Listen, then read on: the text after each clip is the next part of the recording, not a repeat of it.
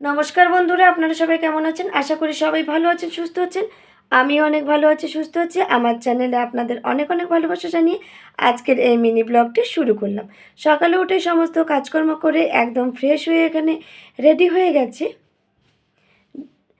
Ready হয়ে একদম পিকনিকে চলে এলাম। বাড়িতে এসে শুনলাম যে এবছর আমাদের একটা পিকনিকের অ্যারেঞ্জমেন্ট করেছে। যেহেতু 1 জানুয়ারি 25 ডিসেম্বর এগুলো ছিলাম বাবার বাড়িতে, কোনো এক কারণবশত এবছর আর আমাদের বাবার বাড়ি কোনো পিকনিকই করা হয়নি। তো বাড়ি ফিরে শুনলাম যে আমাদের ধারে কাছেই বাড়ির এক পিকনিকের আয়োজন করা হয়েছে। তো শুনে মনটাও খুব ভালো লেগেছিলো, যেহেতু 2025-এ এখনও পর্যন্ত কোনো পিকনিক করা হয়নি। এসেই দেখেছিলাম বৌদির সমস্ত কাজকর্ম প্রায় সকালের টিফিন রেডি হয়ে গেছে, ওখানে খেয়ে নিলাম। তবে আমি দুটো থালে কিন্তু খাইনি, একটাতে খেয়েছিলাম আর বাবান বাবান যেহেতু ডিম খায় না, সেহেতু ডিমটা আমি খাচ্ছিলাম। চলুন এবার জায়গাটা একটু দেখিয়ে দিই। জায়গাটা না আমার খুব পছন্দ হয়েছিল, বেশ একটু নিরিবিলি শান্ত প্রকৃতির জায়গা। তো প্রায় 5টা থেকে 6টা ফ্যামিলি এখানে পিকনিক করতে এসেছিল। তবে জায়গাটা আমার খুব পছন্দ হয়েছিল।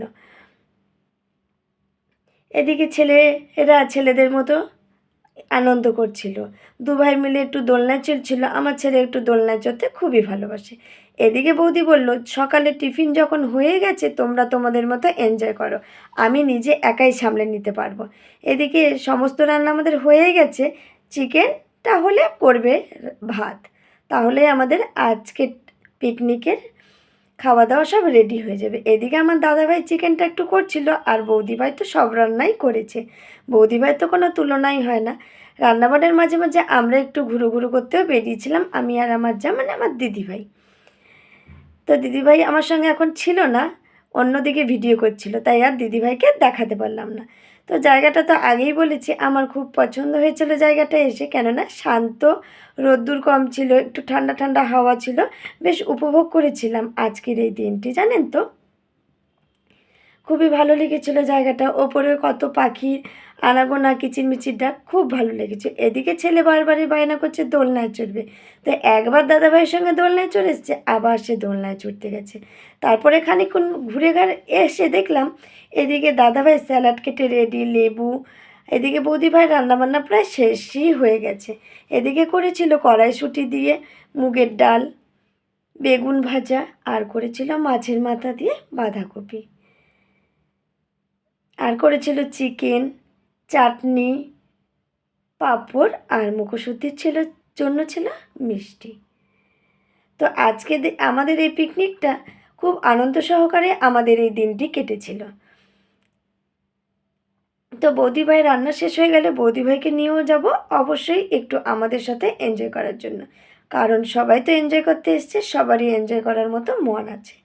সেহেতু একজনকে তো রান্নার ভার দিয়ে দিলে হয় না, তবে বৌদি কাউকে রান্না করতে দেয় না, সে নিজেই করতে চায়। আমরা একটু হাতে পাতে ধরে দিই। বৌদি রান্না হয়ে গেলেও বৌদির সঙ্গে খানিকটা সময় কাটাবো। এদিকে ছেলে বায়না করছিল দোলনায় চড়বে, তাই ছেলেকে নিয়ে বসে গেছিলাম দোলনায় চড়ানোর জন্যে। এদিকে তাকাও তাকাও তাকাও তাকাও, এদিকে এদিকে এদিকে এদিকে এদিকে তাকাও, এদিকে তাকাও করেছিলাম, তারপর কেটে কেটে জয়েন করছি। চু চু না, সময় দিতে লাগে। ওটাই তো, ধরো সামনে ধরো।